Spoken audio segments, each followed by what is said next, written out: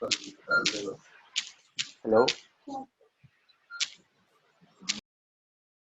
चलिए, तो पिछले क्लास में कुछ बच्चे नहीं आए थे तो हमने ज़्यादा कुछ नहीं किया था। कैंटिलीवर, जैसे मैंने वन वे स्लैब पढ़ाया था आपको, वैसे आपको कैंटिलीवर स्लैब पढ़ाया था पिछले क्लास में। ठीक है, तो एक मिनट। तो ये था वो कैंटिलीवर स्लैब। ठीक है, कैंटिलीवर स्लैब में कुछ चीज़ें ध्यान रखनी है, वो बता दूंगा मैं आपको। ठीक है, रिवाइज करवा दूंगा। ठीक है, चलिए। तो इसमें क्या होता है, आपका ओवरहैंग गिवन होता है एक। ठीक है, ओवरहैंग। ठीक है, चलिए मैं स्लाइड से शुरू ही कर देता हूँ। ठीक है, इसमें ओवरहैंग एक गिवन होता है, वही हमारा इफेक्टिव लेंथ भी होता है, क्लियर लेंथ भी होता है। ठीक है, वह कैंटिलीवर स्लैब के लिए। ठीक है, यही हमारा एल इफेक्टिव है और यही यही हमारा एल क्लियर है। ठीक है, तो मतलब एल क्लियर भी यही है, तो वी यू के लिए भी इसी को यूज करेंगे। एल इफेक्टिव भी यही है, इसलिए बेंडिंग मोमेंट के लिए भी इसी को यूज करेंगे। ठीक है, वैसे हमने कैंटिलीवर में क्या सीखा था कि L not plus D by two यही होता है एल इफेक्टिव उसका, है ना। पर यहाँ पर वन कैंटिलीवर स्लैब में हम सिर्फ उसको डिजाइन करते हैं जो हमारे फिक्स सपोर्ट से आगे होता है। ठीक है, और कैंटिलीवर स्लैब कहाँ पे यूज होता है, नॉर्मली बालकनीज में यूज होता है। ठीक है, जैसे ये आपकी बालकनी है, यहाँ पे कोई सपोर्ट नहीं है। ठीक है, यहाँ पे बॉल है जिसके साथ लगा हुआ है वो, और यहाँ पे आप खड़े हैं। ठीक है, ठीक है, तो ये आपका कैंटिलीवर स्लैब होता है। ठीक है, या तो बालकनीज में यूज होता है, या तो छज्जाट में देखा ही होगा, बिल्डिंगों के छज्जे जो होते हैं, उन छज्जों में भी नीचे कोई सपोर्ट नहीं होता। ठीक है, वहाँ पे कैंटिलीवर स्लैब यूज होता है। इम्पोज लोड 1 किलोमीटर पर मीटर स्क्वायर का गिवन है, प्लस वेट ऑफ फिनिशिंग भी गिवन है। ठीक है, वेट ऑफ फिनिशिंग मतलब उस पर जो टाइलिंग होगी, ठीक है, सीमेंट कंक्रीट का जो उसके ऊपर लेयर लगेगी, ठीक है, उन सब का वेट है ये। ठीक है, स्लैब का वेट नहीं है ये। ठीक है, तो स्लैब का वेट अलग से निकालना है आप लोगों को। ठीक है, चलिए। तो शुरुआत में हम डी मानते हैं, तो डी हम इसमें एल बाई डी रेशियो से मानते हैं। L by D ratio cantilever के लिए क्या होता है बताओ, 7 होता है बाई डिफॉल्ट। ठीक है, और मैंने आपको बताया था कि इसमें आपका जो परसेंटेज स्टील है उसके हिसाब से मॉड्यूलेशन फैक्टर लगता है।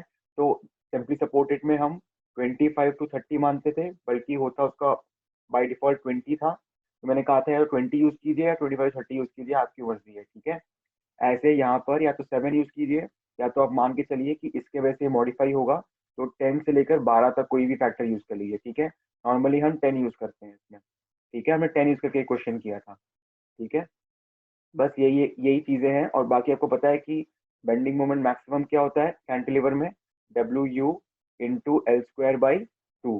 ठीक है, ये पता ही है आपको। ठीक है, और शेयर के लिए बस चेक होता है, डिजाइन तो होता नहीं है शेयर के लिए, और शेयर कितना होता है maximum share, W you into L. ठीक है, दोनों में ही 1.25 आएगा। ठीक है, दोनों में 1.25 आएगा। ठीक है, चलिए, बस इतनी चीजें थी इसमें ध्यान रखने की। ठीक है, बाकी आपको पता है कि development length check simply supported के लिए क्या होता था, L D less than equal to M one by V U plus L naught, है कि नहीं। ये किस लिए होता था, सिंपली सपोर्टेड स्लैब के लिए, है ना, सिंपली सपोर्टेड स्लैब के लिए होता था। ठीक है, पर यहाँ पर एल डी, यहाँ पर क्या चेक होता है कि जैसे आपका ये कैंटिलीवर है, ठीक है, ये आपका कैंटिलीवर है, इसमें मेन स्टील कहाँ लगता है बताओ, मेन स्टील जल्दी बताओ चैट पे कहाँ लगता है, जितने ही बच्चे हैं बताओ इसका, इसमें जो मेन स्टील है टेंशन के लिए वो कहाँ पे लगता है, जल्दी बताओ चैट पे। और अब आज ही बच्चे कम आए हैं वैसे। ठीक है, अपर फेस, बिल्कुल राहुल, बिल्कुल सही। ठीक है, तो देखिए, जो आपका ऊपर लगेगा आपका स्टील, ये स्टील लगेगा, तो यहाँ पर ये इंश्योर करते हैं कि फिक्स सपोर्ट के आगे ये स्टील एल डी लेंथ तक घुस जाए। ठीक है, एल डी लेंथ तक घुस जाए। ठीक है, ये इंश्योर करते हैं हम। ठीक है, एल डी का ये यूज है कैंटिलीवर में। ठीक है, चलिए, चलिए मैं क्लियर करता हूँ ड्राइंग। ठीक है, मैंने ये क्वेश्चन ऐसे करा रखा है, आप वीडियो में देख लेना अगर कोई और डाउट है तो। ठीक है, चलिए आगे बढ़ते हैं। ठीक है, तो ये आप देख लीजिएगा। ठीक है, सेम टू सेम जो चीज़ें मैंने बोली है वही है। ठीक है, चलिए मैं इसको एग्जिट करता हूँ।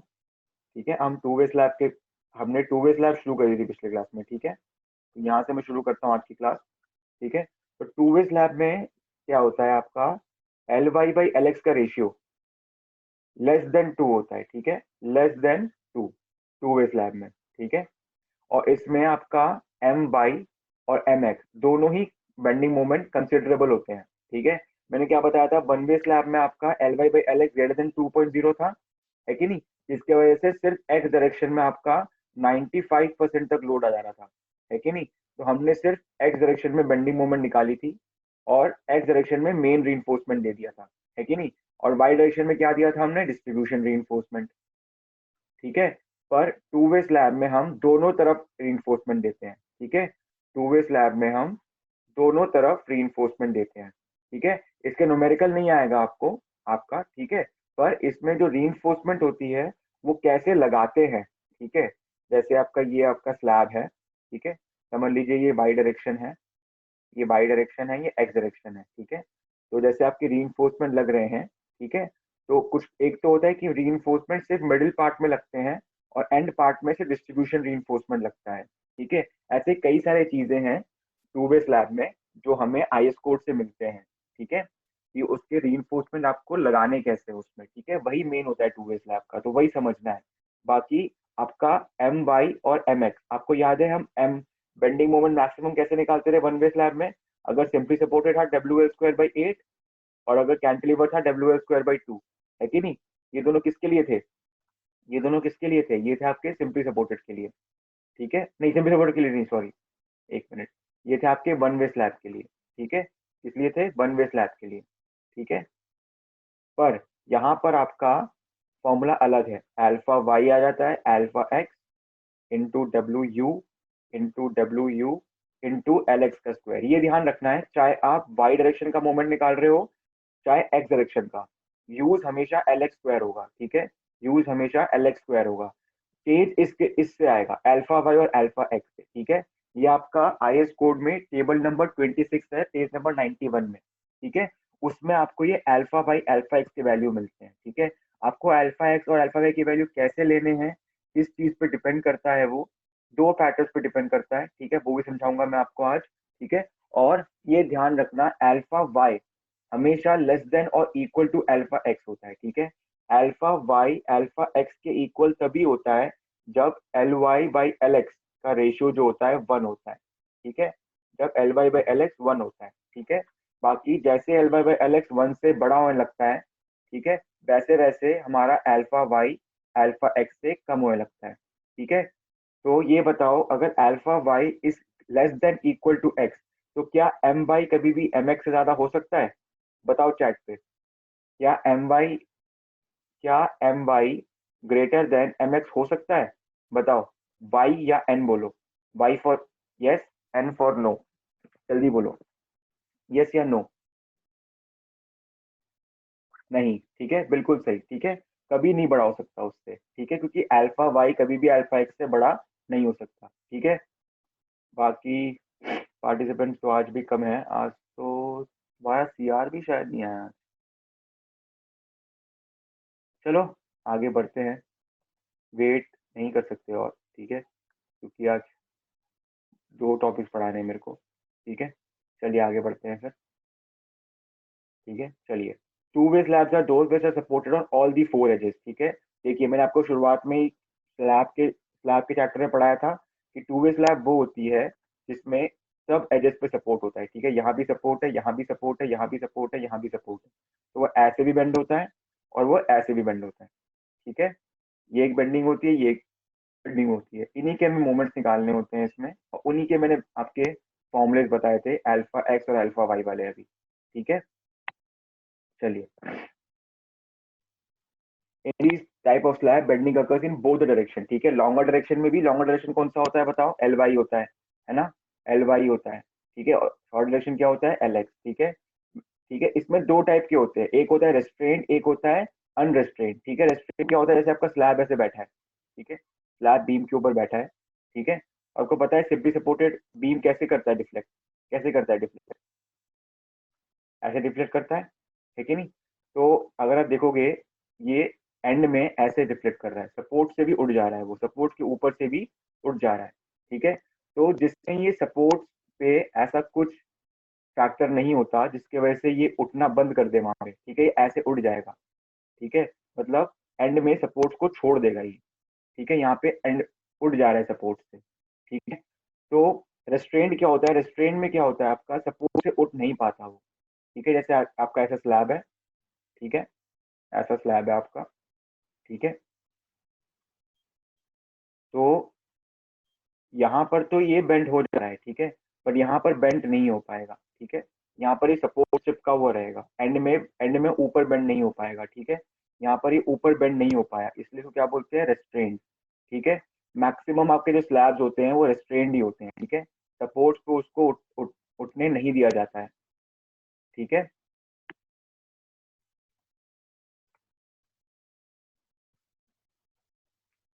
सपोर्ट पे कंप्रेशन हुआ तो रेस्ट्रेन नहीं होगा, सपोर्ट पे कंप्रेशन हुआ तो रेस्ट्रेन तो होगा, क्यों नहीं होगा बताओ। देखो मैंने आपको बताया था पिछले क्लास में कि अगर आपका, देखिए दो तरीके के रेस्ट्रेन होते हैं, ठीक है, राहुल आप समझेंगे सेकंड केस में, ठीक है। दो तरीके के रेस्ट्रेन होते हैं, ठीक है। Specifies two ways of providing fixity और restraint in the case of restraint slab, ठीक है। The slab is simply supported on four edges by beams, the beams and slab are cast monolithic. मतलब देखिए, जैसे आपका ये बीम है और ये स्लैब है, तो दोनों की कंक्रीटिंग जो है वो साइमल्टेनियसली हुई है, ठीक है। जैसे यहाँ पर कंक्रीटिंग गया और यहाँ पर भी कंक्रीट गया, ठीक है। दोनों की कास्टिंग एक साथ हुई है, तो यहाँ पे क्या बन गया, यहाँ पे ये बन गया मोनोलिथिक, ठीक है। कंटिन्यूस बन गया, यहाँ पे कोई जॉइंट नहीं आया बीच में, कंटिन्यूस बन गया, ठीक है। कास्टिंग उसकी एक साथ हुई थी, तो कास्टिंग अगर एक साथ हुई है तो क्या बन जाएगा, कास्टिंग अगर एक साथ हुई है, मैंने बताया था क्या बन जाएगा, मोनोलिथिक, ठीक है। तो अगर वो मोनोलिथिक बन गया तो उसके वजह से भी स्लैब बीम को नहीं छोड़ेगा, ठीक है।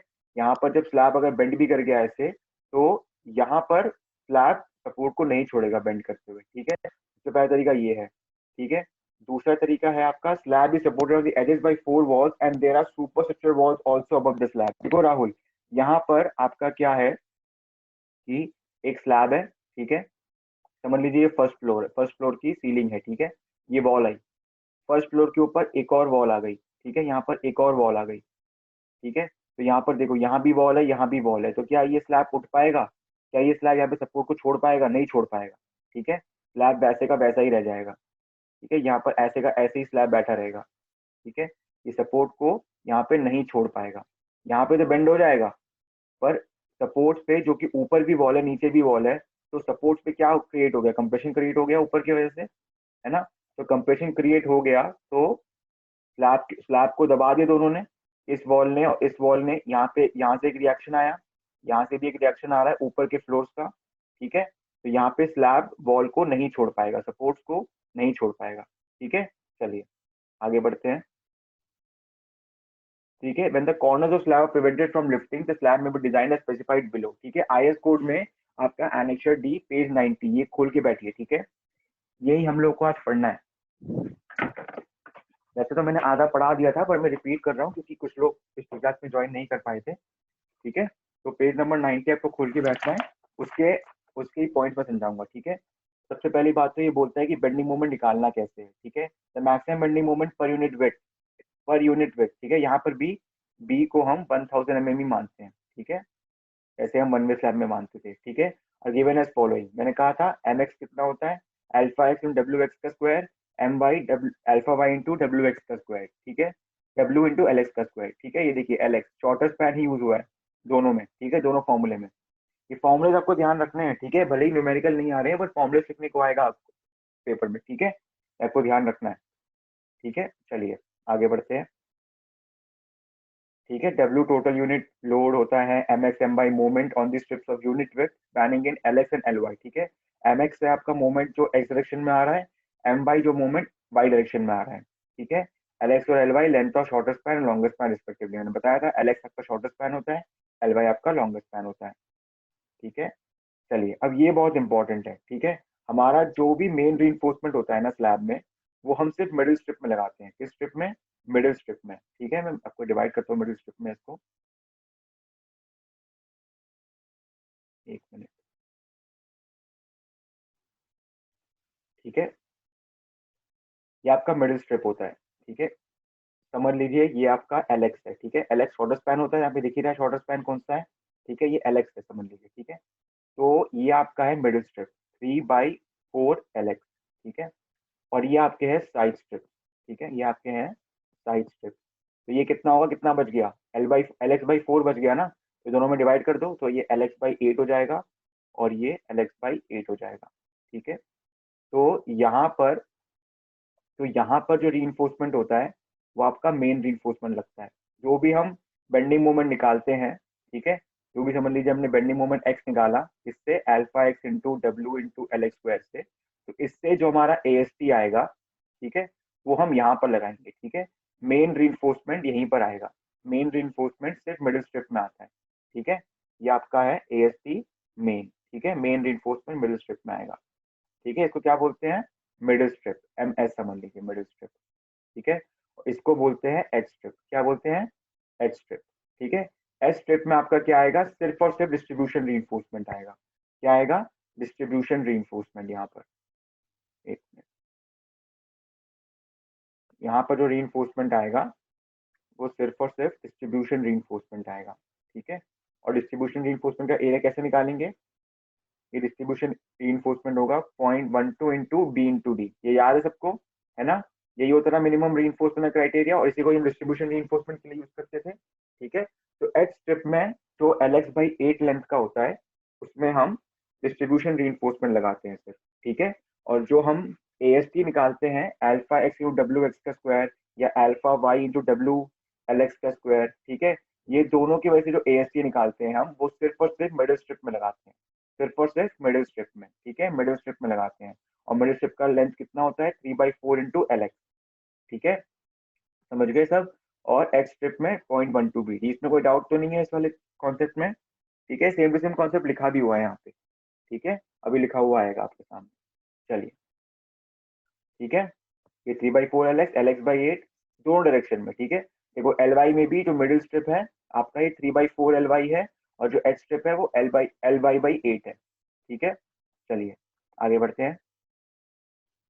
The maximum moment calculated as per 1.1, 1.1 वही था हमने जो कैलकुलेट किया था, alpha X into W L X का स्क्वायर, और alpha Y into W L Y L X का स्क्वायर, ठीक है। दोनों जो हमने यूज किए थे, इनकी वजह से जो ए एस टी आएगा वो सिर्फ और सिर्फ मिडिल स्ट्रिप में लगेगा, सिर्फ और सिर्फ यहाँ पर, ठीक है। और एच स्ट्रिप में क्या लगेगा आपका, डिस्ट्रीब्यूशन रीइंफोर्समेंट, ठीक है, ठीक है। चलिए, तो क्या क्या ध्यान रखना है, एक तो कितना लेंथ होता है 3/4 एल एक्स बाई 8, ठीक है। और आपका जो मेन रीइंफोर्समेंट होता है वो सिर्फ मिडिल स्ट्रिप में लगता है, और एच स्ट्रिप में क्या लगता है, डिस्ट्रीब्यूशन, ठीक है। चलिए आगे बढ़ते हैं, 1.2 1.3 हो गया यार, ठीक है। चलिए 1.4, अब ये बहुत इंपॉर्टेंट है। आपका जो भी टेंशन रीइंफोर्समेंट होगा, सबसे पहले हम किस रीइंफोर्समेंट की बात कर रहे हैं, आपका देखिए, एक और कॉन्सेप्ट को समझना है, स्लैब ऐसे बेंड होता है कि नहीं, स्लैब ऐसे बेंड होता है, ठीक है, नीचे टेंशन ऊपर कंप्रेशन, ठीक है। तो जल्दी बताओ यहाँ पे बार कहाँ पे देंगे, नीचे देंगे ना बार हम, यहाँ पे रीइंफोर्समेंट बार कहाँ देंगे, नीचे देंगे, है कि नहीं। तो वो वाला रीइंफोर्समेंट जो कि ये जो कॉन्फ़िगरेशन होता है जब ये ऐसे स्माइली फेस बनाता है ना, इसको बोलते हैं सैगिंग। आपको पता ही होगा, वैसे बस आपको रिवाइज करा रहा हूँ, इसको क्या बोलते हैं, सैगिंग, ठीक है, इसको बोलते हैं सैगिंग। तो सैगिंग की वजह टेंशन कहाँ पे क्रिएट होती है, नीचे, ठीक है। तो हम एएसटी कहाँ देते हैं, नीचे देते हैं, ठीक है। तो जो एरिया ऑफ स्टील हम नीचे देते हैं सैगिंग की वजह से, जहाँ पे टेंशन नीचे क्रिएट होती है, उस स्टील को बोलते हैं हम positive, positive area of steel, ठीक है, पॉजिटिव एरिया ऑफ स्टील या पॉजिटिव टेंशन, ठीक है, क्या बोलते हैं, पॉजिटिव एरिया ऑफ स्टील, ठीक है, या पॉजिटिव टेंशन रीइंफोर्समेंट, या पॉजिटिव टेंशन रीइंफोर्समेंट, ठीक है। और ये कहाँ पर देते हैं, नीचे देते हैं, ठीक है, कहाँ पे देते हैं, नीचे देते हैं, ठीक है। और एक और बात, अब मैंने आपको बताया था कि स्लैब कभी वो नहीं होता, मतलब बीम्स पे रुकता नहीं है, कंटिन्यूअस होता है, ठीक है। ये आपका स्लैब आया, चलता गया चलता गया चलता गया, ठीक है, ठीक है। ये बेंड कैसे होगा, यहाँ पर, यहाँ पर तो ऐसे बेंड होगा, ठीक है। यहाँ पर तो स्माइली फेस बना रहा है, ठीक है, स्माइल कर रहा है ये, पर यहाँ पर ये स्माइल नहीं करेगा, ठीक है। एक मिनट, हाँ थोड़ा अच्छे से बना,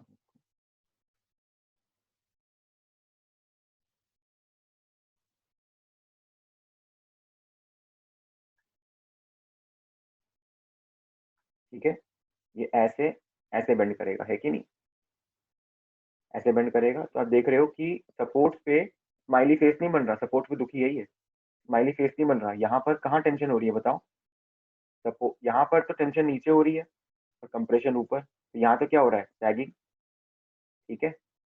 पर सपोर्ट्स पे देखो, सपोर्ट्स पे टेंशन ऊपर हो रही है और कंप्रेशन नीचे, तो यहाँ क्या होता है, इसको बोलते हैं हॉगिंग, ठीक है, इसको बोलते हैं हॉगिंग, ठीक है। तो यहाँ पर, यहाँ पर तो टेंशन स्टील ऊपर प्रोवाइड करोगे, ठीक है, प्रोवाइड ऊपर करोगे, ठीक है। पर आप देखोगे सपोर्ट पे जाते जाते नीचे टेंशन नहीं, ऊपर टेंशन आ रही है कि नहीं। तो इसका मतलब है जो हमारा नीचे वाला स्टील है, इसकी कुछ खास जरूरत है नहीं सपोर्ट पे, क्योंकि सपोर्ट पे हमारा कंप्रेशन बन रहा है नीचे, ठीक है, और कंक्रीट कंप्रेशन में ठीक होता है। तो इसलिए सपोर्ट पे हम ऊपर स्टील देते हैं, ठीक है। ये हम रोक देते हैं सपोर्ट से पहले, ठीक है। सपोर्ट से पहले इसको रोक देते हैं, कितना रोकते हैं, ठीक है। इसके लिए दो वैल्यूज है, एक 0.15L और एक 0.30L, ठीक है। नहीं, 0.30L नहीं होता, सॉरी सॉरी, गलत लिख दिया मैंने, ठीक है। ठीक है, यहाँ पर होता है आपका 0.25L, ठीक है। जहाँ पर ये देखिए ये कंटिन्यूस सपोर्ट है, ठीक है। कंटिन्यूस डिसकंटिन्यूस सपोर्ट भी समझना है आपको, ठीक है। ये कंटिन्यूस एज है, ठीक, कंटिन्यूस क्यों, क्योंकि ये सपोर्ट से आगे जा रहा है, ठीक है। पर यहाँ पर इन केस आपका बीम अगर यहीं पे रुक जाए, ठीक है, यहाँ पे तो कंटिन्यूस हो और यहाँ पे रुक जाए, ठीक है, तो यहाँ पर इस बीम के ऊपर रुक गया ये, तो ये क्या हो जाएगा, स्लैब का डिसकंटिन्यूस एज, क्या हो जाएगा, डिसकंटिन्यूस एज, ठीक है। तो यहाँ पर तो आप जहाँ कंटिन्यूस एज है वहां पर आप जो नीचे वाला टेंशन स्टील है आपका पॉजिटिव टेंशन स्टील, उसको 0.25L पे रोक देंगे, कहाँ से, फेस ऑफ सपोर्ट से, ठीक है। पर डिसकंटिन्यूस एज में फेस ऑफ सपोर्ट से आप इसको रोक देंगे, पर कहाँ पर, 0.15L पे, कहाँ पे, 0.15L पे रोक देंगे आप, ठीक है। तो यही कॉन्सेप्ट है आपका। अभी हम नीचे वाले स्टील की बात कर रहे हैं, ठीक है। ऊपर वाले स्टील से कंफ्यूज नहीं होना, बहुत सारे वैल्यूज हैं। 0.15L और 0.25L किस लिए है, नीचे वाले स्टील के लिए, किस लिए, नीचे वाले स्टील के लिए, क्यों, क्योंकि मैंने बताया था सपोर्ट पे आपका जनरली टेंशन ऊपर क्रिएट हो रहा होता है, क्योंकि सपोर्ट पे हमारा हॉगिंग बनता है, ठीक है, क्या बनता है, हॉगिंग, ठीक है। तो इसलिए यहाँ पर हमें सपोर्ट पे नीचे वाले स्टील की कुछ खास जरूरत होती नहीं है, इसलिए सपोर्ट के फेस से 0.25L पे हम रोक सकते हैं। पर इसमें एक और चीज है, हम सिर्फ 50% स्टील को ही 0.25L और 0.15L पे रोकते हैं, ठीक है, ठीक है। उससे 50% स्टील को मतलब मतलब अगर 10 स्टील है, अगर 10 बार्स हैं तो 5 बार को हम 0.25L पे रोक देंगे और 5 बार को हम सपोर्ट तक ले जाएंगे, ठीक है। अभी ड्राइंग बन के आएगी, सब कुछ क्लियर हो जाएगा। अभी के लिए आपको दो वैल्यू याद रखने हैं, 0.15L, 0.25L। कंटिन्यूस एच क्या होता है, डिसकंटिन्यूस एच क्या होता है, ठीक है, और सैगिंग और हॉगिंग क्या होती है, ठीक है। समझ में आ गया वाला डायग्राम, आगे बढ़ते हैं, ठीक है, चलिए। Over the continuous edge, the continuous edge of the middle strip, the tension reinforcement shall extend in the upper part of the slab a distance of 0.15L from the supports, and at least 50% shall extend at a distance of 0.3L। ये किसकी बात कर रहा है, upper part of slab की बात कर रहा है, और कहाँ पर, सपोर्ट्स के सपोर्ट्स पर, ठीक है।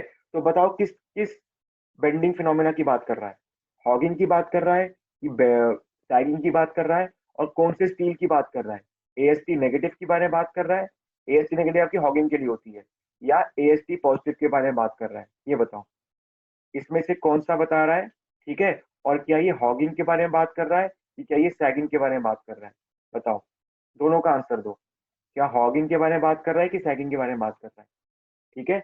एएसटी नेगेटिव हॉगिंग, बिल्कुल सही विशाल और राहुल, ठीक है, बहुत बढ़िया वीरेंद्र, ठीक है, बहुत ही बढ़िया, ठीक है, बिल्कुल सही यार, ठीक है। तो ये सपोर्ट्स पे बात कर रहे हैं, ठीक है। सपोर्ट्स पे मैंने बता दिया, सपोर्ट्स पे ऐसा बेंड करता है, ऐसा, है कि नहीं। सपोर्ट्स पे हॉगिंग होती है, टेंशन ऊपर होता है, तो इसलिए इस टेंशन को काउंटर करने के लिए सपोर्ट्स पे ये बोलता है कि आपको वहां पर भी बार देने पड़ेंगे, और कितने देने पड़ेंगे, जैसे समझ लीजिए ये आपका बीम जा रहा है, ठीक है, सपोर्ट्स पे, तो सपोर्ट्स पे आपको बार देने हैं, ठीक है, ऐसे बार देने हैं आपको, ठीक है, ऐसे बार देने हैं, और फेस ऑफ सपोर्ट से दोनों तरफ इसका डिस्टेंस होना चाहिए, फेस ऑफ सपोर्ट से कहाँ तक जाएगा स्लैब के अंदर, वो है 0.15L, ठीक है, 0.15L। और उसमें से 50% जो है, 50% 0.3L तक जाएगा, मतलब जैसे अगर 10 बार है तो 10 में से 5 बार तो सपोर्ट के इर्द गिर्द 0.15L तक जाएंगे, ठीक है, 5 बार तो 0.15L तक जाएंगे सपोर्ट के इर्द गिर्द, ठीक है, और 5 बार उनमें से कहाँ तक जाएंगे, 0.3L तक जाएंगे सपोर्ट के इर्द गिर्द, ठीक है, समझ गए। तो ये दोनों पॉइंट समझ गए आप। 1.4 किस लिए है, सैगिंग वाले बेंडिंग मोमेंट को काउंटर करने के लिए, जो हम एएसटी पॉजिटिव देते हैं नीचे, ठीक है। और 1.5 है आपका हॉगिंग वाले बेंडिंग मोमेंट के लिए, जिसके लिए हम रीइंफोर्समेंट ऊपर देते हैं, ठीक है। चलिए समझ में आ गया, 1.4 1.5, ठीक है। अभी डायग्राम भी आएगा तो चिंता मत कीजिए, ठीक है। At a discontinuous edge negative moment may arise, ठीक है। They depend on the degree of fixity at the edge of the slab, but in general, tension reinforcement equal to 50% of that provided at the mid span. Extending 0.1 L into the span will be sufficient. मतलब देखिए क्या होता है, आपका ये slab है, ठीक है, ये स्लैब है। तो यहाँ के नेगेटिव के लिए तो हमने दे दिया ऊपर, ठीक है। बट बोल रहा है कि जरूरी नहीं है कि यहाँ पर ना सिंपली सपोर्टेड हो। मैंने कहा था कि सिंपली सपोर्टेड होता है, पर मैंने क्या कहा था, अगर ये मोनोलिथिकली कास्ट है, अगर ये दोनों आपके मोनोलिथिक है, अगर ये दोनों मोनोलिथिक है, तो क्या ये स्लैब को एंड में बेंड होने देगा? नहीं होने देगा ना। मैंने बताया था ये ऐसे बेंड होगा, यहाँ पर तो सपोर्ट के साथ लगा रहेगा और यहाँ पर बेंड होगा ऐसे, है कि नहीं। मैंने बताया था रेस्ट्रेन स्लैब है ना ये, तो मतलब यहाँ पर ही इसको रोक रहा है ना, रोक रहा है, रोक रहा है, तो ऑलमोस्ट मतलब यहाँ पर उसको अगर रोक रहा है वो, तो ऑलमोस्ट ऐसा कॉन्फ़िगरेशन बनाना चाह रहा है वो, है ना। ये चाह रहा है ऊपर जाना, पर ये खींच रहा है इसको नीचे। अगर किसी भी चीज को नीचे खींचोगे तो कैसे बेंड होगा वो, ऐसे बेंड होगा। तो यहाँ पर क्या हो गया, टेंशन ऊपर क्रिएट हो गया, नीचे कंप्रेशन क्रिएट हो गया, है ना। तो यहाँ पर भी हमें फिर बार देने पड़ेंगे ऊपर, है कि नहीं। तो वही बार को बोल रहा है वो कि वो जो आप यहाँ पर जो रीइंफोर्समेंट दोगे इस चीज के लिए, वो आपका, एक मिनट,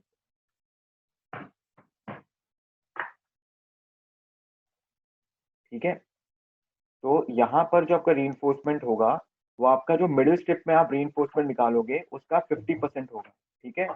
0.5 ऑफ AST, जो आप मिडिल स्ट्रिप में हम AST निकालते हैं बेंडिंग मोमेंट की वजह से, उसका 50% होगा। और वो कितना एक्सटेंड करेगा, वो कितना एक्सटेंड करेगा, सपोर्ट से 0.1 L, ठीक है। सपोर्ट से 0.1 L एक्सटेंड करेगा into the span, into the slab, ठीक है। अभी डायग्राम बन के आएंगे तो उसमें समझ में आएगा, ठीक है। बाकी आप बस ये ध्यान रखिए कि आपका डिसकंटिन्यूअस एज जहाँ पर स्लैब खत्म होता है, वहां पर भी स्लैब को रेस्ट्रेन किया जाता है, उठना नहीं दिया जाता। और उठने नहीं दिया जा रहा है तो उस पर नीचे की तरफ फोर्स लगाया जा रहा है, इसका मतलब। और नीचे की तरफ फोर्स लगा रहे हैं तो ऐसा कुछ बेंडिंग कॉन्फ़िगरेशन बनेगा, इसकी वजह से टेंशन ऊपर बनेगी, ठीक है। टेंशन ऊपर बनेगी तो उसकी वजह से हमें स्टील भी ऊपर देना पड़ेगा। तो जैसे हमने यहाँ पर हमने सपोर्ट से 0.15 L या 0.3 L तक रीइंफोर्समेंट दिया था नेगेटिव नेगेटिव मोमेंट के लिए, वैसे ही हम यहाँ पर भी नेगेटिव मोमेंट के लिए रीइंफोर्समेंट देंगे सपोर्ट से 0.1 L दूरी तक, सपोर्ट से 0.1 L दूरी तक। कहाँ पे, डिसकंटिन्यूअस एज पे। ये तो हमने कंटिन्यूअस एज की बात करी थी। 1.5 1.6 दोनों ही हॉगिंग फिनोमिना के लिए यूज हुआ है। और किस लिए, AST नेगेटिव के लिए, किसके किसके, AST नेगेटिव के लिए, ठीक है। 1.5 कंटिन्यूअस एज के ऊपर कितना, 0.15 L 0.3 L। और 1.6 किस लिए, डिसकंटिन्यूअस एज में इसमें एक ही वैल्यू है 0.15 L की, ठीक है। ठीक है, समझ में आ गया। हाँ उसी का 50% यार, उसी का 50% राहुल, ठीक है। तो हम नीचे मिडिल स्ट्रिप में सैगिंग के लिए जो एरिया ऑफ स्टील देंगे ना, AST, उसी का 50% हम 1.6 वाले प्रोविजन के लिए देंगे, ठीक है। यहाँ पर 50% का कोई प्रोविजन नहीं है, ठीक है। यहाँ पर 50% प्रोविजन होगा भी नहीं, क्यों होगा, ठीक है। पर यहाँ पर 50% का प्रोविजन है, ठीक है, ठीक है। चलिए, reinforcement in edge strip parallel to the edge strip, edge shall comply with the minimum area of steel, ठीक है। मैंने बताया था एच स्ट्रिप कौन सा होता है, एच स्ट्रिप का क्या लेंथ होता है, LX/8, ठीक है। और LY/8 जिस भी स्पैन की बात कर रहे हो, ठीक है। तो उसमें आपका जो रीइंफोर्समेंट होता है वो 0.2 इंटू BD होता है, BD ओवरऑल डेप्थ, ठीक है, ओवरऑल डेप्थ, ओवरऑल है ये, ठीक है, ओवरऑल, ठीक है। तो 0.12% ऑफ BD होता है, ठीक है। डिस्ट्रीब्यूशन रीइंफोर्समेंट देते हैं एच स्ट्रिप में, ठीक है। नहीं, हॉगिंग में जो टेंशन स्टील होता है उसको नेगेटिव बोलते हैं, ठीक है। AST नेगेटिव है अंदर, ठीक है। हॉगिंग में जो एयर स्टील देते हैं उसको AST नेगेटिव बोलते हैं, ठीक है। चलिए आगे बढ़ते हैं। अब देखिए इसको, समझ में आया ये वाला डायग्राम। ये हम लोग 1.5 नहीं है इसमें, ठीक है, सिर्फ 1.4 को एक्सप्लेन कर रहा हूँ मैं यहाँ पे, ठीक है। AST पॉजिटिव, जो हम सैगिंग के लिए नीचे स्टील देते थे, नीचे जो स्टील देते थे, ठीक है, नीचे वाला स्टील, उसके बारे में देखो डायग्राम बना रखा है मैंने, दिख रहा है ना आपको? देखिए ये जो रेड रेड बना रखा है ना, रेड रेड, जो रेड रेड बना रखा है ना, ये डिस्ट्रीब्यूशन स्टील है, ठीक है, मिनिमम रीइंफोर्समेंट लिखा हुआ है ना, ये डिस्ट्रीब्यूशन स्टील है, ठीक है। जो रेड रेड आपको दिख रहा होगा, सिर्फ एजेस पे लगा रखे हैं मैंने ये, एजेस पे, ठीक है। ये जो लेंथ है आपका जिसमें रेड लगा हुआ है वो L/8 है, ठीक है। ये देखिए जो मेन रीइंफोर्समेंट है वो ये है, ये वाला मेन रीइंफोर्समेंट है, ये मेन रीइंफोर्समेंट है, ठीक है। यहाँ पे देखिए इसको हमने डिसकंटिन्यूअस एज, ये डिसकंटिन्यूअस एज है, ठीक है, DE मान ली डिसकंटिन्यूअस एज, और ये कंटिन्यूअस एज है, ठीक है, ये आपका कंटिन्यूअस एज है, ठीक है। तो देखिए 0.15 L पे रोक दिया हमने डिसकंटिन्यूअस एज से पहले, ठीक है, और यहाँ पे 0.25 L पे रोक दिया, ठीक है। पर देखिए आपको एक और चीज ध्यान रखनी है, ये तो रोक दिया आपने, पर इसको नहीं रोका, इसको रोक दिया, इसको नहीं रोका, इसको रोक दिया, इसको नहीं रोका, ठीक है। तो देखिए 50% continue, 50% is continue till the support, ठीक है, यहाँ पे लिखा हुआ है मैंने 50% कंटिन्यू, मतलब दो में से एक जाएगा सपोर्ट तक, और जो कर्टेल करेंगे it should be done at 0.25 L, ठीक है, कि कब? जब कंटिन्यूअस एज हो, जब कंटिन्यूअस एज हो, और 0.15 L जब डिसकंटिन्यूअस एज हो, ठीक है। ये डायग्राम पूरी तरह समझ में आ गया ना?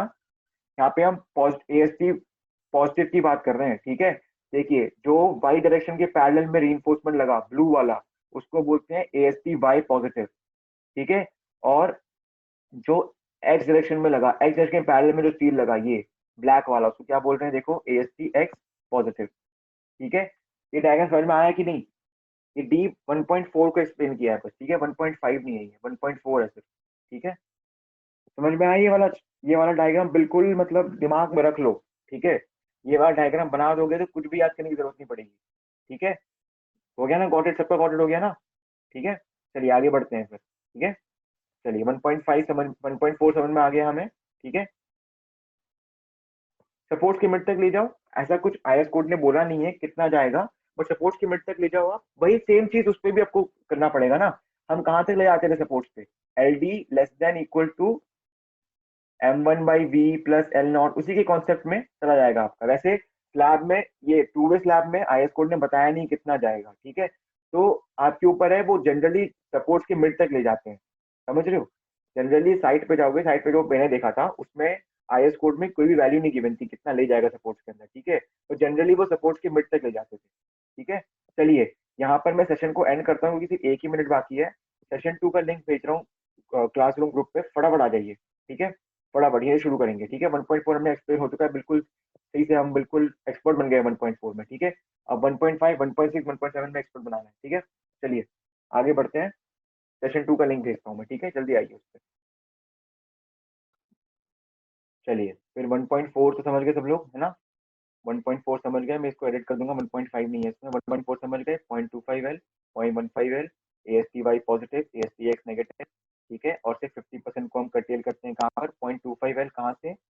कंटिन्यूअस एज से, CE, और 0.15L कहाँ से? डिसकंटिन्यूअस एज से, ठीक है। डिसकंटिन्यूअस कंटिन्यूअस एज कैसे होता है? जैसे समझ लीजिए कंटिन्यूअस एज में क्या होता है, यहाँ पर एक और स्लैब होता है, ठीक है, यहाँ पर एक और स्लैब होता है, ठीक है। तो ये आपका हो जाता है कंटिन्यूअस एज, ठीक है, मतलब इस एज के इर्द गिर्द दोनों साइड में स्लैब है, ठीक है।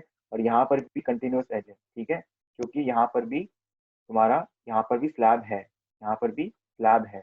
तो जिस भी एज के इर्द गिर्द स्लैब होता है उसको बोलते हैं कंटिन्यूअस एज, ठीक है। और यहाँ पर देखिए ये वाला डिसकंटिन्यूअस एज है, क्योंकि यहाँ पर तो स्लैब है, यहाँ पर तो स्लैब है, पर यहाँ पे कोई स्लैब नहीं है, ठीक है, यहाँ पे कोई स्लैब नहीं है। तो जिस एज के सिर्फ एक ही साइड में स्लैब होता है उसको बोलते हैं डिसकंटिन्यूअस एज, ठीक है। ये डिसकंटिन्यूअस कंटिन्यूअस एज का कॉन्सेप्ट समझना है ठीक से, ठीक है। इसी के हिसाब से आपका अल्फा एक्स और अल्फा वाई का वैल्यू आता है, ठीक है। तो ये कंटिन्यूअस डिसकंटिन्यूअस एज का कॉन्सेप्ट समझना है ठीक से, मैंने बता दिया आपको, ठीक है। चलिए आगे बढ़ते हैं, 1.5 और 1.6 को समझते हैं, ठीक है, ठीक है। कोई बात नहीं आदित्य, ठीक है, मैंने आपको ये बताया था, इसमें भी बता दूंगा फिर से, ठीक है, कोई दिक्कत नहीं। अब हम बात करेंगे किसके बारे में? Top layer reinforcement, top layer reinforcement और नेगेटिव मोमेंट। नेगेटिव मोमेंट किसके वजह से आता है बताओ? हॉगिंग के वजह से, है कि नहीं? हॉगिंग के वजह से आता है, और उसको क्या बोलते हैं? AST नेगेटिव, क्या बोलते हैं? AST नेगेटिव, ठीक है। और कहाँ पे होता है ये? सपोर्ट पे। तीन चीजें ध्यान रखनी है, सपोर्ट पे होता है नेगेटिव मोमेंट, ठीक है, नेगेटिव मोमेंट क्या बोलते हैं? हॉगिंग। और उसके लिए क्या प्रोवाइड करते हैं? AST नेगेटिव, ठीक है। कहाँ पर? अपर पे, कहाँ पर? अपर पार्ट पे, ठीक है, चलिए आगे बढ़ते हैं। तो इसमें मैंने बताया था जहां पर आपका कंटिन्यूस एज होता है, ये कंटिन्यूस एज है, ठीक है, और ये क्या है, डिसकंटिन्यूस एज, ठीक है। ठीक है, तो कंटिन्यूस एज का मैंने क्या बताया था, एज के ऊपर, एज के ऊपर, एज के इर्द गिर्द 0.15 L तक हमें रीइंफोर्समेंट ले जानी होती है, ठीक है। समझ गए, जैसे ये स्लैब है, ठीक है, और ये सपोर्ट्स है, ठीक है, और ये डिसकंटिन्यूस सपोर्ट है, ठीक है, इसके आगे स्लैब नहीं है, ठीक है। तो यहाँ पर हम ऊपर प्रोवाइड करेंगे, कहाँ पे प्रोवाइड करेंगे, ऊपर टॉप पे, क्योंकि टॉप पे टेंशन है, ठीक है। तो ऐसे रीइंफोर्समेंट प्रोवाइड कर दिया, तो सपोर्ट के फेस से 0.15 L यहाँ पे, और यहाँ पे भी 0.15 L, ठीक है। सपोर्ट के इर्द गिर्द 0.15 L लेंथ तक हम रीइंफोर्समेंट को ले जाएंगे, कहाँ पर, टॉप पे, क्योंकि टॉप पे हमारा टेंशन बन रहा है, ठीक है। और इसमें ये भी कहा है कि अगर 10 बार है तो 5 बारों को तो 0.15 L ले जाना है इर्द गिर्द आपके कंटिन्यूस सपोर्ट के फेस से, और उसमें से 5 बार आपको 0.3 L तक ले जाना है, ठीक है। 0.3 L, 0.15 L, ठीक है, कहाँ पर, कंटिन्यूस एज पे, ठीक है। और देखोगे डॉटेड मैंने इसलिए बनाया क्योंकि ये टॉप रीइंफोर्समेंट है, ठीक है। तो देखिए ये आपका 0.3 L तक गया, यहाँ पर भी 0.3 L, यहाँ पर भी 0.3 L, ठीक है।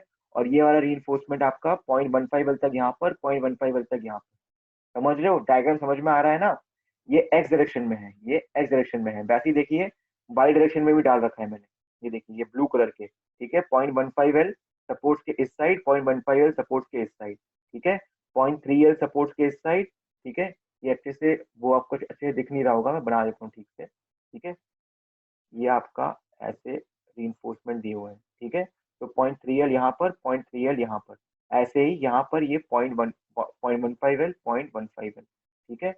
तो हर दूसरा बार आपका 0.3 L तक जाएगा सपोर्ट्स के फेस से इर्द गिर्द, ठीक है, ठीक है। तो ये 0.3 L तक गया, ये 0.15 L, ये 0.3 L तक गया, ये 0.15 L तक, ये 0.3 L तक, ये 0.15 L तक, ऐसे करके, ठीक है। समझ में आया ये वाला चीज,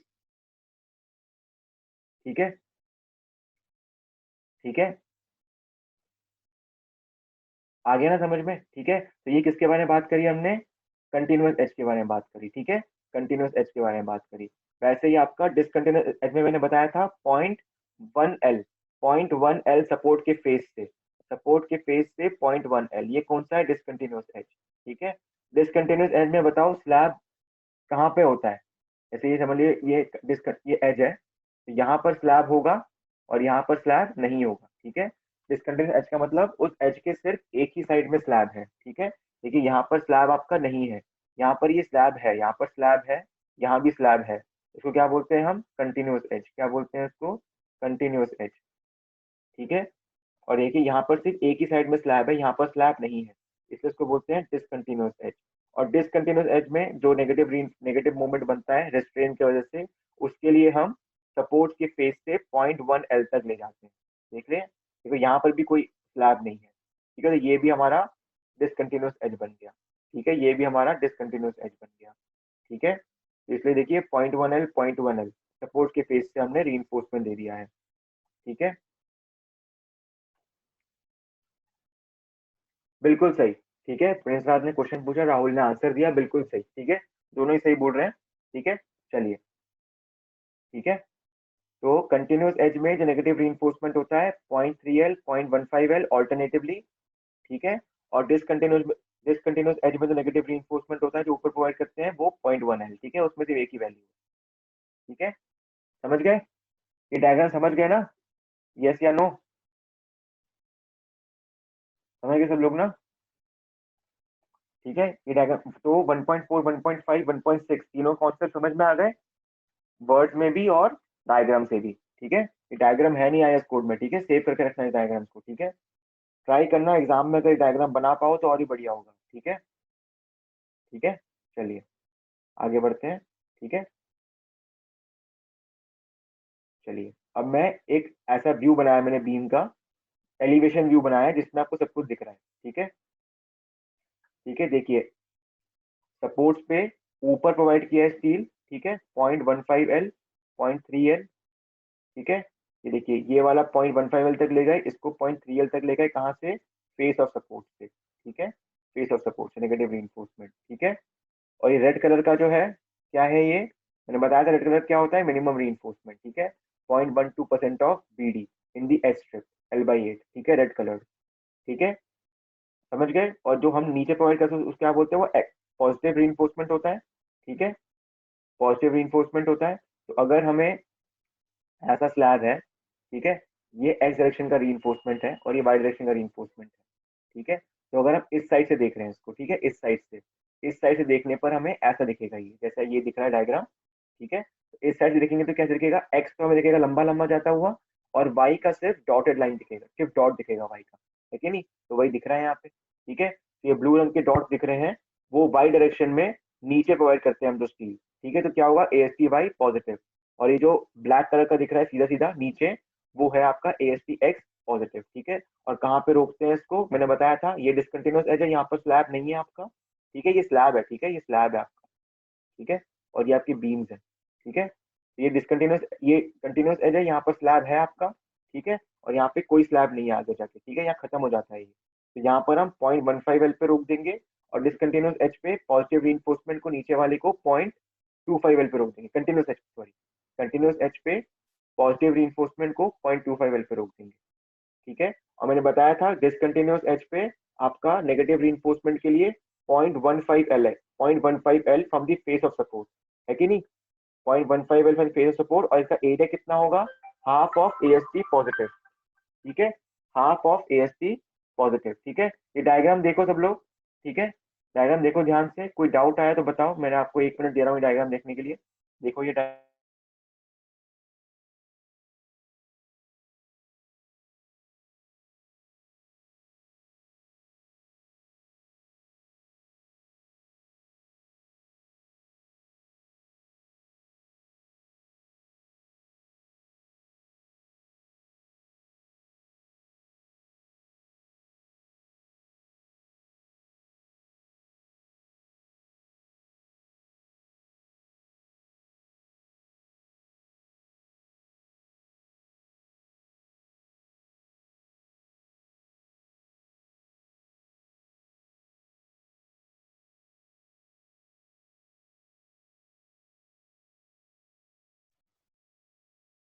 ठीक है, समझ में आ गया,